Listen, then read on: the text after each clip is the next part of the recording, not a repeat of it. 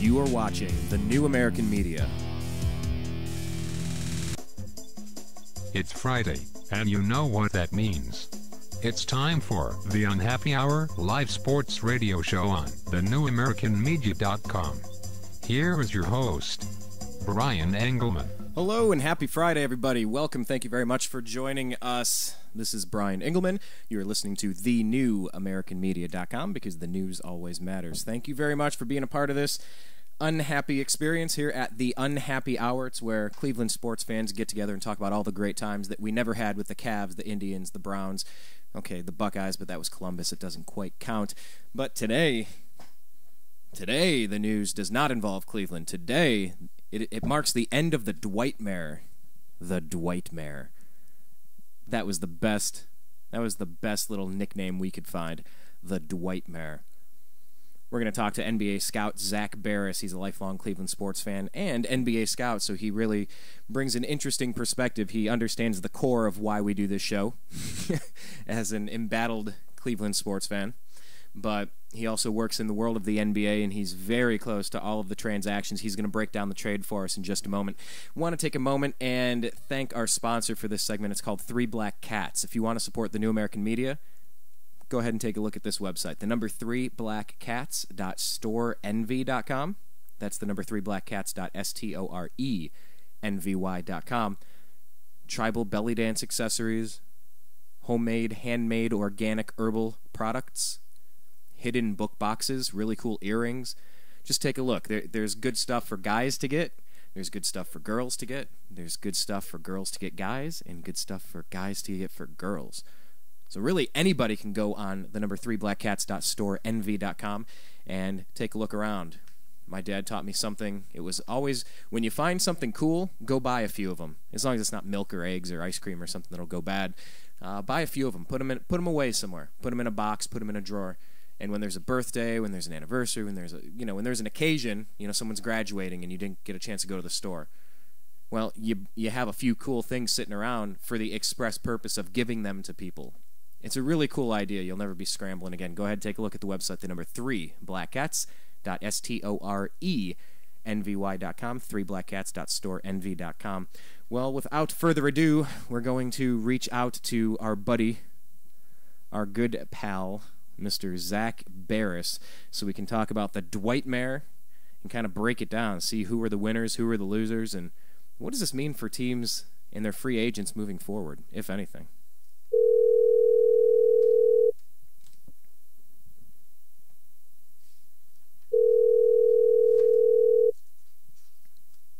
Hello?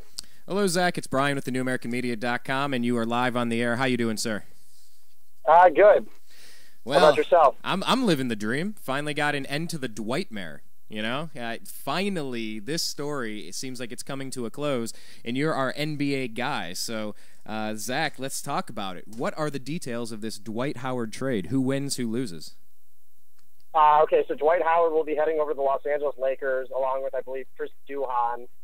There's a couple other players involved. I'm just in a car right now, so it's kind of hard to know all the details. Right. But all the main players involved, Andre Iguodala is heading to Denver.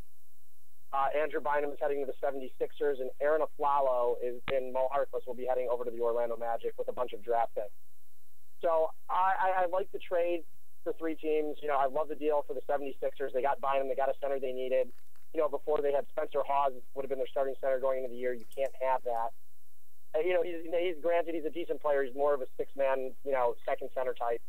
But, Philly has their star center now, and I think it's a good fit for them. I love the deal for the Lakers. I mean, the Lakers give up Bynum, and, they get the best center in the game. I think this puts them as the front runners in for the championship now. You have Howard, Gasol, Kobe, and Steve Nash. I mean, this team is going to be they're going to be very, very good. I think I can't wait till NBA playoff time next season now. Well, and I love the deal for Denver too. I love the deal for Denver. They got Iguodala out of it. Aflalo's a good player, but I I really like Iggy. He's a fantastic defensive player on the wing. I think it's a real good fit for Denver, and I think this is the move they needed. They needed to get some star power in there, and now they have that. Well, I want to get into the Orlando Magic because I'm wondering if this is going to finally start to change how GMs feel about the final year of a player's contract, especially in the NBA. I'm wondering if it's going to start be 2 years out is the last chance we have to work a deal. Otherwise, we're trading you. I don't know if that's something that might occur. But before we get to that, I'm wondering what were the 76ers? What was their urgent need to get rid of Iguodala? It wasn't an urgent need. It was just the fact that they weren't going anywhere. They weren't going anywhere with him. That's the thing. Is they were sitting there as an 8-seed playoff team. A team that's constantly on the bubble, kind of like how Houston was. And you need to make a trade and bring in a bigger asset to try to improve your team. You need to go either way. Bring in a guy who's a center. To help basically contain to help contain other big. There aren't any other great centers in the Eastern Conference right now. Now that Dwight Howard's gone, Bynum is now the best center in the East. And I think you just needed to change up because, like I said, that roster in Philly, they weren't going to win a championship. They had no chance to beat Miami. I think they were lucky to take Boston to 7 games, and they got lucky and beat Chicago in 5 last year because of Derrick Rose's injury and Joakim Noah's injury. So some changes need to be made in Philly, and that's why I don't think it was just a sense they wanted to get rid of Iguodala. But I felt if they could bring in a better player than Iggy or a better fit for the roster, they were going to make that deal, and they did it. Well, this is going to be right in our backyard now. This circus will be right down the road for an entire season. And the way Kobe's talking, he's really just talking like his quote saying something along the lines of, yeah, and this will help the Lakers long after I'm gone or something like that. And he's been talking about how many years he has left. I'm wondering if he's just really getting tired, really getting just kind of over the game, if he sees the writing on the wall. He's been in the grind for a long time, and it's he's got 2 years left on his deal. I think honestly, if the Lakers were to win the next 2 NBA championships, which at this point, as long as Nash doesn't tail off and Dwight Howard doesn't have a back injury, it wouldn't surprise me if they did. It wouldn't surprise me one bit if they were to win the next 2 championships. Because now they have something that Miami lacks. Miami lacks a point guard and they lack a center. They're going to be tough to beat, and they still have Kobe. Kobe on Wade. Granted, they don't really have anything to match LeBron, but still, I mean. It's, I think Kobe, he already has 5 rings. What else does he have left to play for? He gets 2 more, I would call it quits if I were him too. 7 championships. You have more than Jordan at that point. What else left is there, All right, here's a Kobe question. What the heck, what did you make of that topless photo with 2 girls in what looked like to be a hotel room coming from the Olympics? Did you see that? Yes, I did. And honestly, from what I understand is that someone spilled a drink on his shirt, and apparently he wasn't. Apparently the girls' boyfriends were there too. You can make a lot about a picture going on when you don't really know what's going. Hey, I know really that. Don't know what trust me, is. I know and that. I think everything gets blown out of proportion, especially when TMZ happens to, write about it. Especially when TMZ has to write about it and basically discuss an issue that, should be no big deal, and they go and bring it up anyways. But that's their job. Their job is to blow news out of proportion, even if it's the most minor set of news on the planet. They're still going to go blow it up, even though they mentioned in the article he wasn't cheating and the girls' boyfriends were there. It's just, I really don't even understand why they even put the picture up there, to tell you the truth. Well, let me tell you this. I'm hearing about all these 20-year-old kids that are getting kicked out of the Olympic celebration because they've been drinking. Some kid got drunk in a club and carried out, and some girl did something. You know what? How about the most important story of these Olympics? A dude that doesn't have legs is running in Olympic races as one of the best on the planet. That is the main story. For me, there's nothing bigger than a guy that doesn't even have legs competing in not the Special Olympics, the Olympics. For me, that's the real story, not Kobe shirtless or someone drinking beer. A guy without legs. What did you make of that, Oscar Pistorius? I think it's an incredible story. I really do. Basically, he's an inspiration for all the handicapped people out there and just regular people too. I'm surprised they let him compete because for so long the Olympic Committee hasn't allowed basically the Paralympic athletes to compete in the Olympics because of unfair advantages. And we don't really know. Does it give him an unfair advantage? I honestly couldn't tell you. You don't know what he would have run with legs or without legs. That's the thing. So it's hard to tell. But they let him compete. I think it's a pretty cool story. Basically, you can be an Olympic runner without legs. Yeah, I love the phrase competitive advantage for a guy minus legs. Because at some point you could put Ferrari wheels under. But those things, the prosthetic legs, though, at the same time, they could wind up being, they could be lighter in weight, than regular legs would be. You don't know how like the aerodynamics of them. That's the problem. Hey, I get you. It's so funny to think that. I mean, not funny. It's just it's comical to think that someone missing legs has an advantage because they have different legs, like in Forrest Gump, except souped up like something out of T2. But no, I mean, for me, that's a real story. That's a story of inspiration. Somebody that is overcoming extreme adversity and competing with the best on the planet and holding their head up high, not completely, I think that's fantastic. Not somebody without their shirt or somebody drinking a few too many beers as a 20-year-old. If that were the case, most of the people I know could have never succeeded in life. But we're talking with NBA scout and lifelong Cleveland sports fan Zak Baris. Zak, I want to talk about this with the NBA. I bounce back there a couple minutes into the Olympics, of course, but what is going to happen, if anything, moving forward for teams whose best player will not sign an extension prior to the final year of their contract? We watched it with LeBron. Of course, it was a title run that year, so it would be hard to actually fathom where the Cavs could have traded LeBron for value, especially making a run like that. But for the Magic, who held on way too long, some people are saying they're not really getting much in return. Does the second to last year of an NBA player's contract start to become the final year in the eyes of some GMs, or have they not? I think they're going to start considering it. I think you have to at this point. When a player says he's not going to resign with your team, you have to explore trading him. Now, if you have a short window to win a title, I think you need to go for it. Right. If you think you can win the title, because maybe you can convince the player to stay, or you can bring another free agent in, to help convince the player to go, okay, we won a title, But like I said, if you have a player like Carmelo Anthony who basically said, I'm not signing an extension, right, and you're Denver and you're a 50-win team constantly, and you're not going to win a title, you might as well trade your guy. It's hard to sometimes let the superstar go, but sometimes you just have to, sometimes you want to start the rebuilding process earlier than later. I'm not always a fan of it, but sometimes you just have to make the deal and do it. Right. Well, it's a very tough decision to make on a general manager, and like I said, it can cost them their job. Or it can help save their job. It just depends on, what kind of deal they can make. Like, honestly, I'm still surprised the Cavaliers got nothing in return for LeBron, yet they still managed to bring in young talent around, or young talent, and they're suddenly becoming relevant again. It's going to take a couple years before they reach, like, actual relevancy. But for the time being right now, they have their young superstar point guard, you have your young power forward, and your young shooting guard, and hopefully Dion Waiters pans out so the Cavaliers can, say it was a success. Because Thompson, I don't know if Thompson's ever going to be a star player. I don't know if he's ever going to be an all-star, but he definitely will be a solid player in the NBA someday, solid defensively. And it depends. If he can develop a nice, 8 to 10-foot jump shot, he could be a really solid player. He's just very raw offensively. Well, we're talking about the moves that the Cleveland Cavaliers have made and failed to make. And they didn't get nothing for LeBron. They actually got a couple of late first-round draft picks in a sign-and-trade after the heist had occurred, after the sucker punch on national TV. They did agree to the sign-and-trade for some late first-round picks. They wound up with a couple draft picks. That was it. Yeah, it was after the fact. Yeah, really nowhere even close to the value of how many MVPs and all-star MVPs. It's just, you can't really replace that in any way. But the Cavs are making moves now, and we kept hearing this trade where Andrew Bynum might have ended up on the Cleveland Cavaliers. Obviously, he was traded today.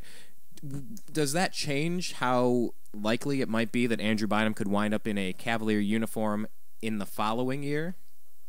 I think you'll see him stay a Philadelphia 76er. There's no way a guy with bad knees is going to pass up on a 5-year, $110 million deal. It's just not going to happen.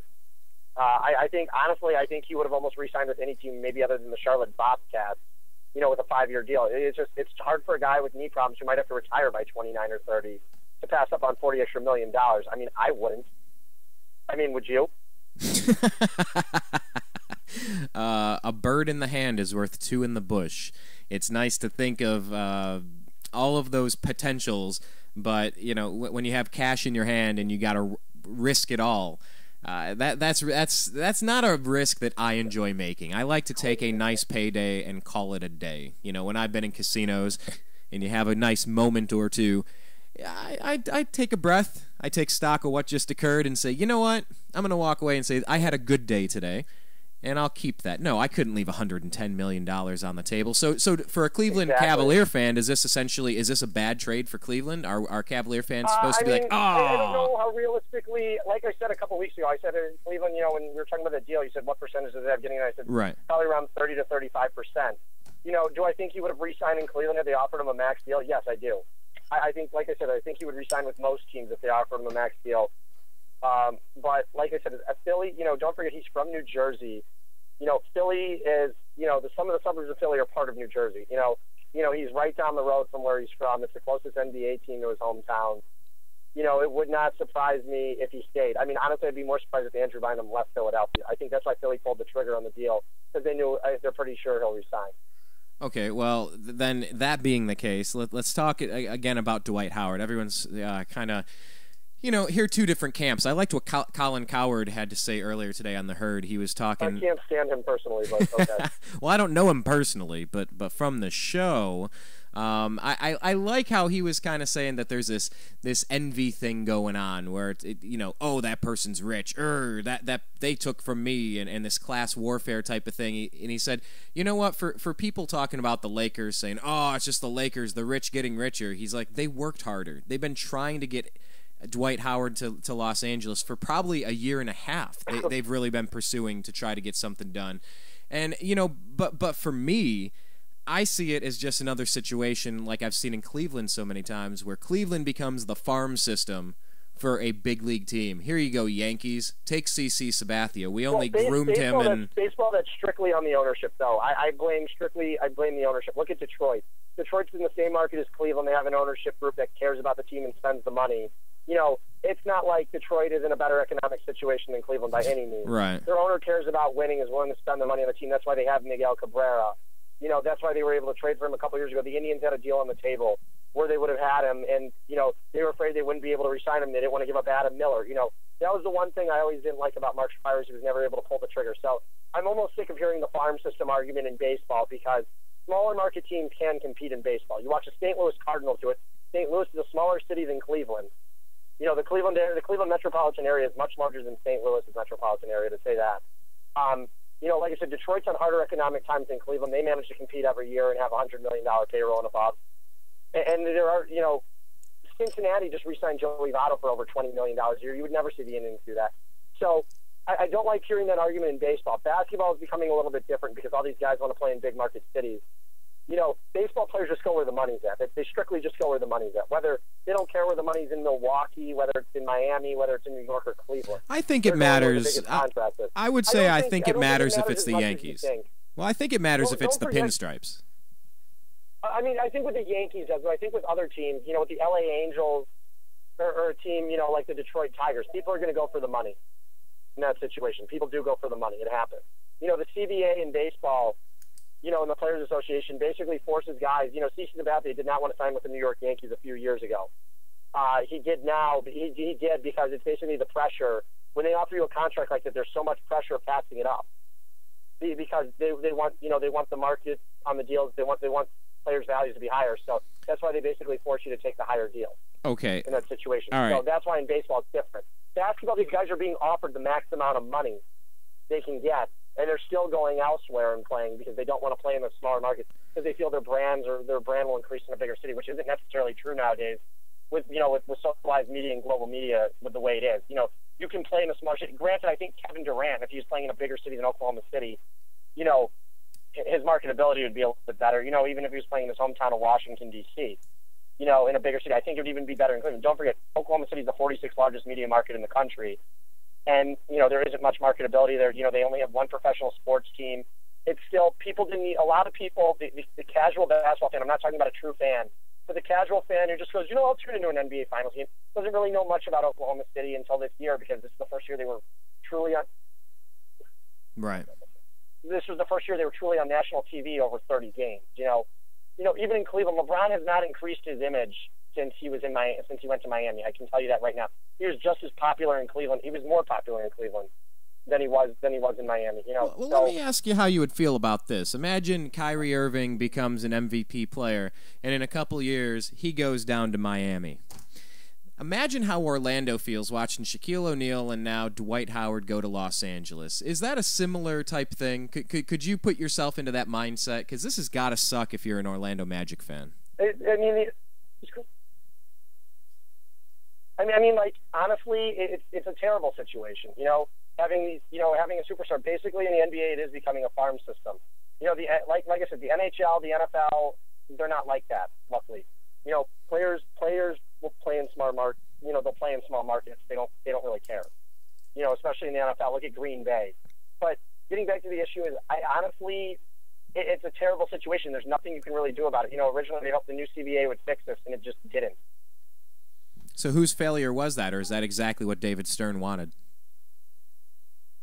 I don't think it's what he wanted, but I think it took a collective agreement between the owners to finally agree on something, and I think they did. But like I said, Kevin Durant's probably going to stay in Oklahoma City long term. They have the talent there.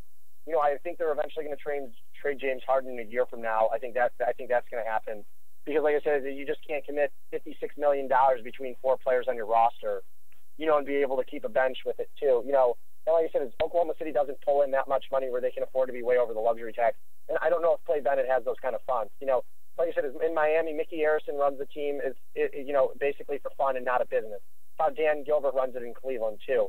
It's how Jerry Buss runs it in L.A. They don't care what they spend. They're willing to spend anything to make their teams win.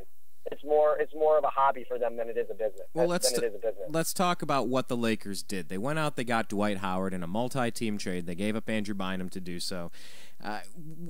How concerned should Los Angeles be about the injury to Dwight Howard? Because the back is a very tricky place to rebound from surgery. You see it a lot with knees where people have problems and they bounce back, even with elbows in baseball and shoulders. But backs seem to be something that can linger and destroy careers. Should Los Angeles be more concerned than they are to get Dwight Howard? I think it's very concerning. But at the same time, I'm sure LA has good doctors. He's been in LA all summer long, rehabbing. He hasn't been in Orlando. He has been in Los Angeles.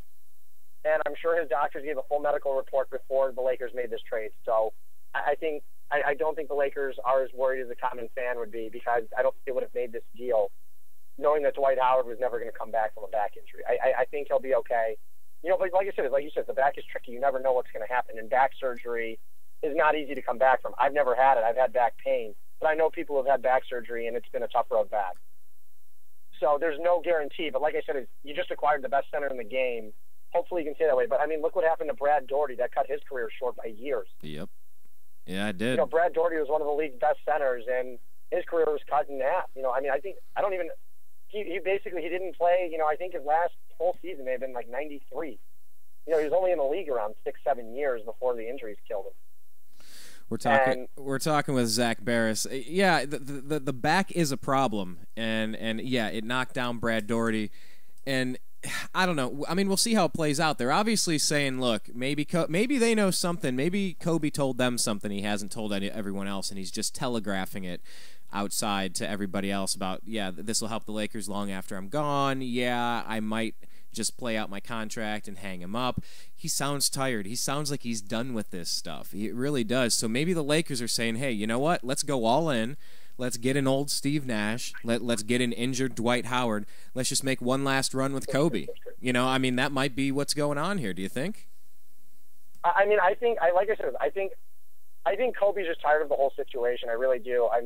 He's been at this for so long now. Like I said, he has 5 rings, and I think he's just getting tired. He's old. He's not old. He's getting older, and he's at the point where I think he just realizes that his career, could be over. I think he'd be happy if he were set in the sunset tomorrow. I don't think he'd have any regrets about his career. He's got 5 rings. He's been, he's one of the greatest players of all time. I don't even think it's an issue if he were to retire. I don't think he would personally look back and say, "Oh man, I wish I could have done more." Right. Yeah. Because he did a great, he had a great career. He still, he's still in, like I said, he's still in part of his prime. He put up great numbers last year. He puts up good numbers every year, and he's not showing any signs of slowing down. I think this year, especially with Nash, this is the first time he's ever played with an elite point guard his entire career. Derek Fisher is not what I consider elite by any means. Well, And that's the thing is, like, Fisher's not considered elite by any means. He never played with a great point guard. And Nash is great. A former MVP, great. This guy brings something totally different to the table. They keep Gasol, another 7-footer, to come. You're probably looking at Dwight Howard coming back about halfway through the season, right? It's probably going to linger for a while. Realistically, look, I think Dwight Howard I don't know when Dwight Howard's expected to be back, but I think he's expected to be back for the beginning of the season, as far as I know. I haven't heard anything saying that he's going to miss the season. Okay. Because I was hearing something that it might be halfway through the season or a portion of the first half. I don't even think it's a huge concern for the Lakers at this point. Jordan Hill played well down the stretch last year. He can fill in if that is true. I haven't heard anything about it yet. I haven't been on my computer all day to go check anything, so I haven't seen it. So you may be right. But at the same time, I think the Lakers will be just fine without him. For a short time. But let him get healthy. There's no reason to rush him back. You're a playoff team with or without him. Right. Well, we'll see how it plays out. It'll be in our backyard, pardon the pun, coming up in a few months here. It's going to get started. We're talking with NBA scout and lifelong Cleveland sports fan Zak Baris. You can follow Zak on Twitter at ZBARIS. That's at ZBARIS. Zak, real quick, Team USA just won today 109-83 over Argentina, getting to gold medal matchup with Spain. What do you think about Team USA so far? Did I not call it gold, silver, and bronze, how I thought it would be earlier at the beginning? I said it would be USA, Spain, and Argentina. Nicely done, good sir. Argentina's still fighting Russia for the bronze. So I think that'll be a good game there. But I don't see any way the U.S. loses to Spain. They match up very well against them. They match up very well against Spain. I think I'd be shocked, like I said earlier, if the USA doesn't go and take the gold. Well, they certainly have the talent to do it. I've been kind of intrigued watching some of the other teams step up their squads. It's international ball. It's different rules. I get it. It's put together a little differently, but I'm kind of impressed with how some of the other countries have stepped up their talents. I think Russia's been impressive so far. I think Australia, especially without Andrew Bogut, has been impressive. And this is, it's unfortunate for Argentina because this was their last true run at the United States. Their core three, Ginobili, Scola, and Nocioni are all aging. I don't think they're going to be around next Olympics. And Argentina could put on a very weak squad in a couple of years unless they have some young prospects. But I don't see any young Ginobilis coming out of Argentina right now. And so I really think that they're going to be on the downslide. Especially I think Spain's going to be one of those teams on the upswing in a couple of years. They're going to have Ricky Rubio as their starting point guard. I think FIBA play is definitely going to be interesting in a couple of years because it's going to be interesting to see who's going to be on Team USA too. Maybe Kyrie will make that team. Kyrie will be I can tell you right now, Kyrie's almost a lock for Team USA in 2016. I'd be shocked if he wasn't. Well, we'll definitely see. He's basically a lock as it is right now. I would say he's a 99% chance, as long as he's not injured, to be on Team USA in 2016. Well, we'll see how he represents the city of Cleveland. Before we let you go, Zak, speaking of representing the city of Cleveland, today is the opening day in NFL action for the Cleveland Browns with the Great Lakes Classic going up against the Detroit Lions. What are you looking for? Are you going to check out any of the game? Are you going to look for it after the fact? I'm going to check it out. Well, since it's not live here in Los Angeles, I plan on checking it out. I already, on Sports Time Ohio tonight, I've already DVR'd the game. It starts at 9 o'clock on Sports Time Ohio, so I'm going to go for 3 hours without checking Twitter during the game, and I'm going to watch it and see how I like it. But I'm excited. I want to see how Brandon Weeden does. I'd like to see, what Weeden can do. I want to see how Hardesty plays tonight. Like you said, it's the preseason. Look how good Colt McCoy looked last preseason. That is true. That is true. When you think about it, Colt McCoy, I believe, threw 3 touchdowns against the Lions last year, or something like this. He had a really good game. So you can't take much out of the preseason. There's always – Jake Delhomme looked fantastic in the preseason a couple years ago. I remember too. Delhomme looked good Jake Delhomme looked good in the first couple games before he got hurt. Right at the beginning of the season, he was looking good, and then he got crushed, and he never even had a chance. And he wasn't the same after that. And then when he came back, he was awful. Oh, he was like a deer that already got hit by a car, and it's sitting in the woods saying, "Am I alive? Am I okay?" Just don't, I mean, he looked that bad, the deer in headlights kind of thing. But I guess what I'm looking forward to seeing is Montario Hardesty. He has the chance to compete now. Now that Trent Richardson is having a procedure done to remove a tiny piece of cartilage from his knee. Hardesty was a second-round pick out of Tennessee. It's a running back that's had 2 injury-plagued years. I'm wondering if he's going to show us something. I think he'll be fine. I really do. Last year, they said last year was kind of blamed on an infection that no one really talked about that he had. And I think he's primed for bigger things this year. He had the injuries last year and everything. I think if he has a chance this year, I think he could do some big things. Don't forget they say it always takes 2 full years to recover from an ACL injury. I think he could put up some good numbers this year. The one person I'm really excited to see is I want to see the receivers this year. I want to see Greg Little, and I want to see Josh Gordon, the receiver from Baylor. Those are the guys I'm excited to see tonight. And I want to, and Gordon's going to be playing. I'm excited about that. I think it, if those guys can be good this season, I think the Cleveland Browns are going to be in, for a possibly successful season. I'm not one of those guys who thinks they're going to win one game. They're not worse than last year. I can tell you that. We already have a better run game than last year, as long as Richardson will be okay. Whedon cannot be worse than McCoy. And if he is, then you put McCoy back in, That would be that's terrible. What I'm saying here is, the receivers can't be worse than last year. The O-line is already better than last year. I think the national media is not giving him enough credit. And the thing with Brandon Whedon is this year, I think Brandon Whedon's either going to be really, really good, or he's just going to look like he's going to be really, really bad. He has that Derek Anderson type rocket arm. He throws those fastballs. I'm not saying he's got Derek Anderson's accuracy. I haven't seen enough of Brandon Whedon play in the pros. He hasn't played yet. Right. This is it, the first chance.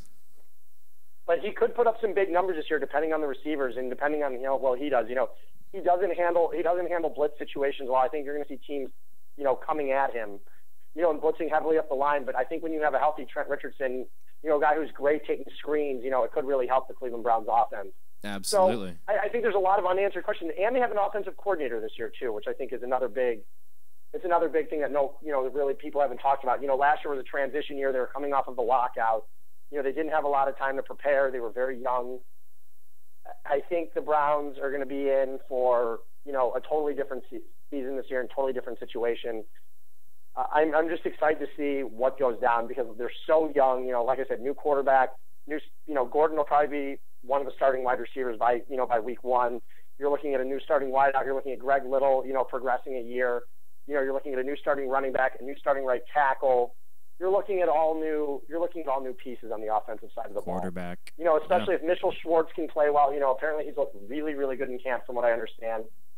And I think it could play into the Browns, advantage, especially because people aren't going to be expecting them to do anything. They have such low expectations. So it'll be easy to exceed them. It'll be easy to exceed them. There's a band, Gin Blossoms, that had a song, Hey Jealousy. One of the lyrics says, if you don't expect too much from me, you might not be let down. And that lyric really sums up the Cleveland Browns because not a lot of people are expecting a whole lot. And so I guess where we leave it today is we hope it's business as usual for Team USA to bring home the men's basketball gold medal, of course. And then we hope it's a transitional year, changing from what we're expecting out of the lousy Cleveland Browns teams into something competitive, and who knows, maybe even fighting for a wild card berth or something by the end of the year. So, Zach, I think that's about all the time we got you for today. You got anything else burning on the top of your sports mind to share with us, or is that about it for you? Not much. I mean, I can't even talk about the Indians anymore. They're just. I think another thing I'd like to hear. I don't know if you want me on the subject, but. Tyrann Mathieu, Honey Badger, getting dismissed from LSU today. I thought that was some pretty big news. I don't know if you've already talked about that. Oh, okay, two things. That was pretty big. All right. Two real quick things. The Indians have won 2 in a row. Now they're just going to win 11 in a row. Okay, so come on, they're back in the hunt. I'm not kidding that I hold out a 1% possibility that could actually happen with the Cleveland Indians. I'm most that high of a percent? 1% certain that could occur. I think you're about 1%, too optimistic. I don't know. I mean, it's been a weird team. I've seen them score 11 runs in games. I've seen them get shut out for it seems like a week straight. So I don't know. We're getting Fausto Carmona / Roberto Hernandez back. Who knows? I'm not expecting it, but whatever. It's baseball. It's a long season. All I want to say is in the Hernandez situation, any guy with a Carmona jersey in Cleveland, the team shop should offer to take off the nameplate and put on a Hernandez. That seems fair.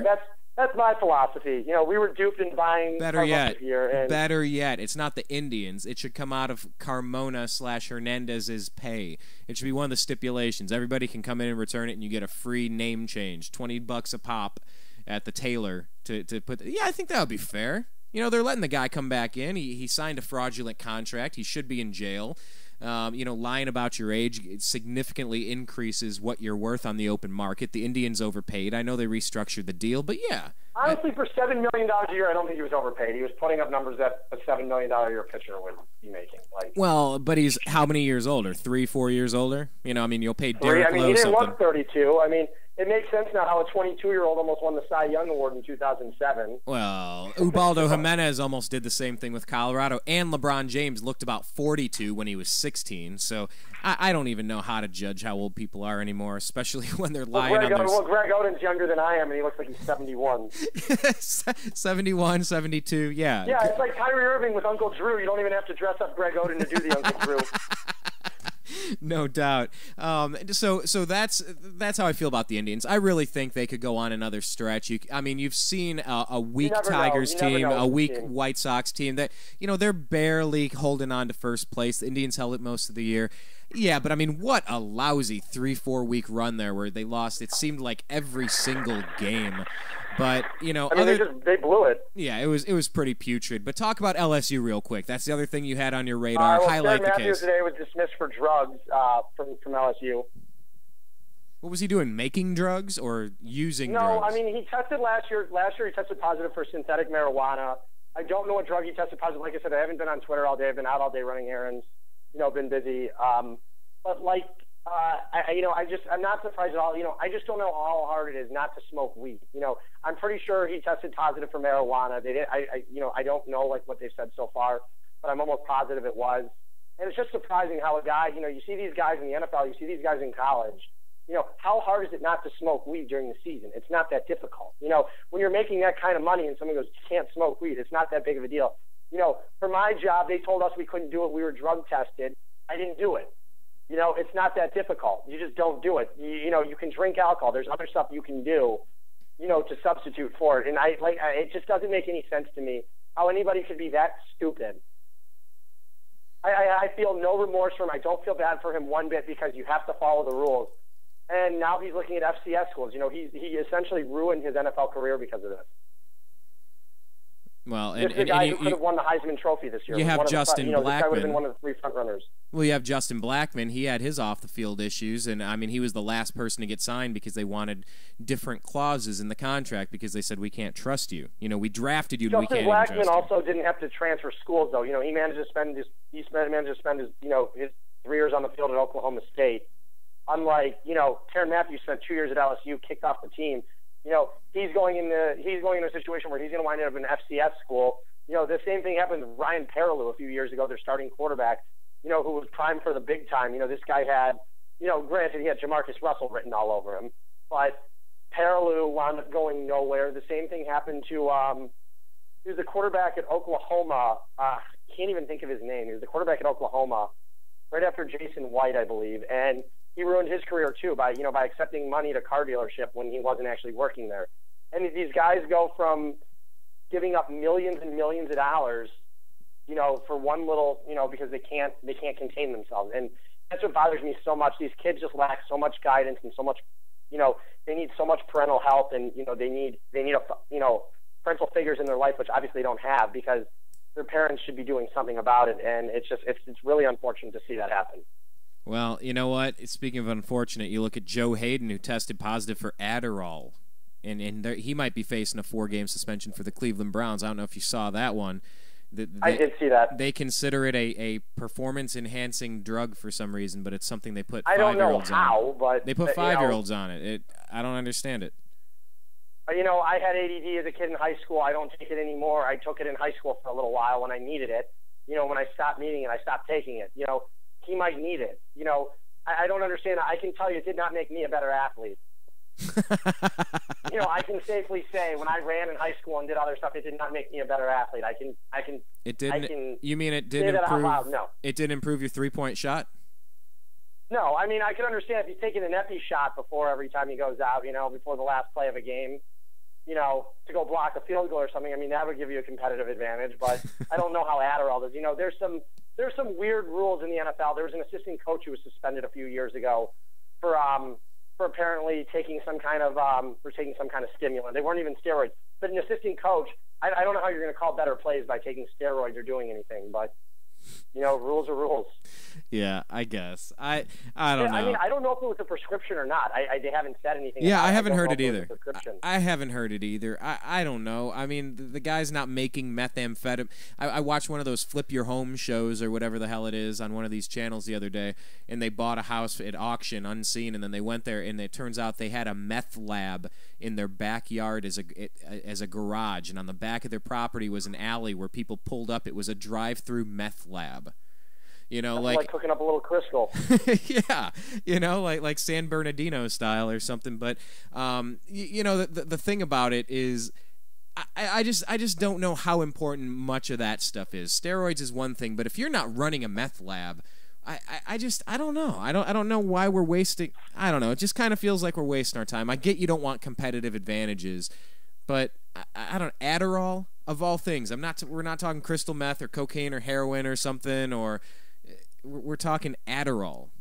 I completely agree with you. And like I said, I don't understand, but the NFL has its rules for a reason. I don't understand a lot of them. Well, but they have them in place and they're there for a reason.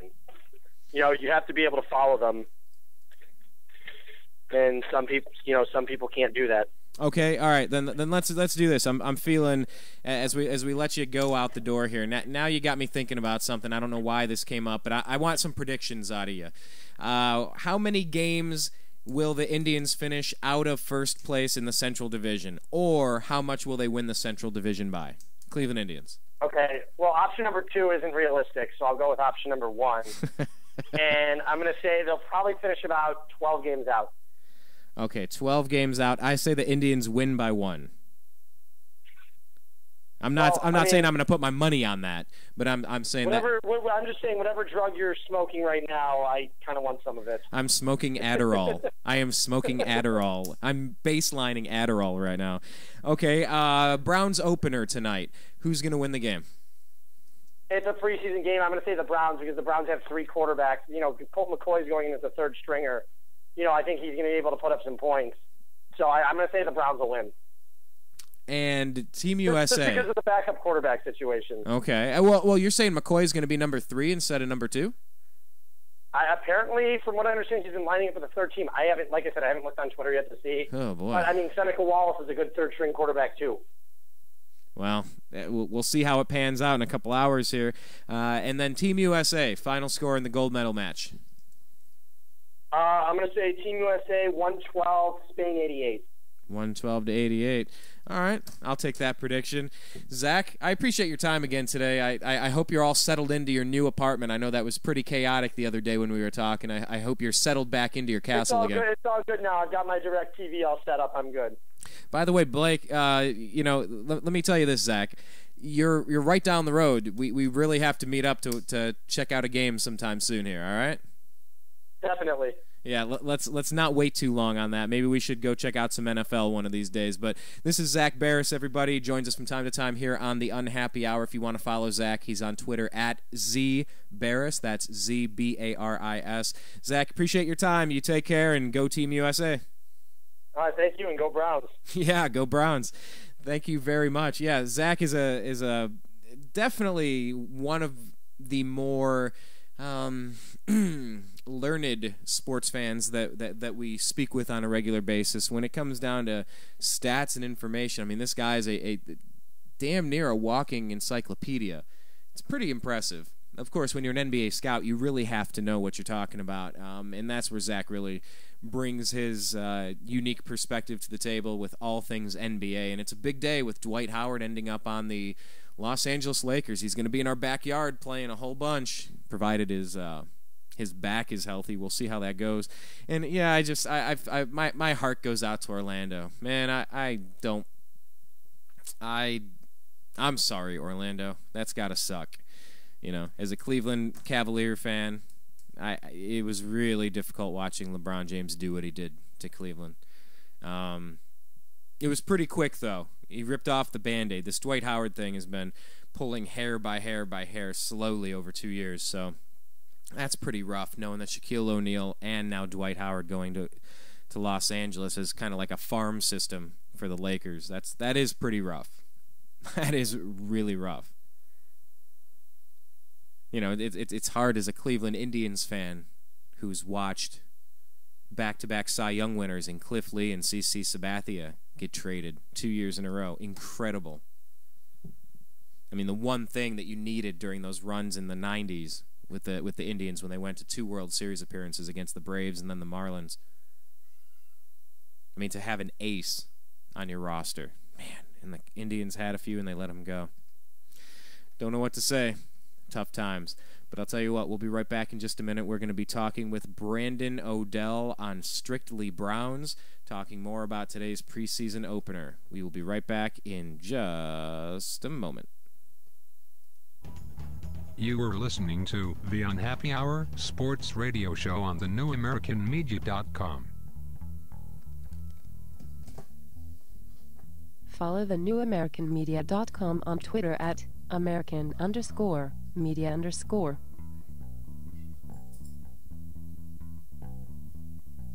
This is the New American Media. Agree to disagree. Yeah, it's a radio show we have on thenewamericanmedia.com every single Friday at 4:30 p.m. Pacific. Join the show. What do we talk about? Politics, religion, and spirituality. Basically anything you're not supposed to talk about in a bar. You're not supposed to have these conversations inside of a bar, but we have them every single Friday at 4:30 p.m. Pacific on thenewamericanmedia.com. Join the show, offer your opinion, and let's agree to disagree, but let's have a good conversation. Have you ever considered adopting a pet to be part of your family? Our animal companions can be just as close to us as our human companions. If you're considering adoption, please visit your local shelter and adopt a pet today. Shelter pets make the best pets. Hi, Brian from the NewAmericanMedia.com. Last year I had this idea. I wanted to start a website of my own, not just a presence on Twitter, a presence on Facebook, and have a thing. I wanted a website. I wanted a home base for all of the ideas and things I'm interested in. I wanted live radio. I wanted to communicate with the globe. I was tired of being spoon-fed dogma by corporate interests and just, here, believe this, believe this. I said, no, I think there's something underneath the surface, but I didn't know how to do it. So I contacted Ted Distel of DistelDesign.com. Ted walked us through the process of, okay, you want videos, you want to do quotes of the day, you want to have a spiritual section, you want to have a 1984 watch where government's intruding and private corporations are intruding into your privacy. Yeah, those are the things that I was interested in. Ted walked me through the process. We built thenewamericanmedia.com, and I encourage you to go online and take a look at our site. That's what he's capable of. Please, if you have an idea, go to disteldesign.com. That's DISTEL design.com. TNAM Radio, because the news always matters. Hi, Brian from the NewAmericanMedia.com. You know, this housing crisis that we've been in for a few years now has really taken a toll on a lot of families. I know somebody you've worked with, somebody that you're related to, maybe even yourself. You might have gone through some sort of foreclosure, short sale, deed in lieu of foreclosure, or any other nonsense going on in the financial markets tied to housing. One of the things that is not talked about enough is the fact that a lot of people have to get rid of their homes right now and go into some sort of apartment-style living. And in that situation, many people can't bring their cat or dog, their friend, their companion, a member of their family. Imagine your dog, imagine your cat, dropped off at a shelter. Oh, it's a shelter. They'll be safe. No, the shelters just don't have the resources capable to take care of these animals, and thousands of them are put to death every single week. Please, if you have the opportunity, go become a foster parent at a shelter. Go to your local shelter, adopt a dog or cat. Trust me, a family out there is going to really appreciate the effort. If you're tired of the other stuff, take a look at thenewamericanmedia.com. Be sure that you go on to facebook.com and do a quick search for The New American Media and like our page, because we like it when you do that. You are watching The New American Media.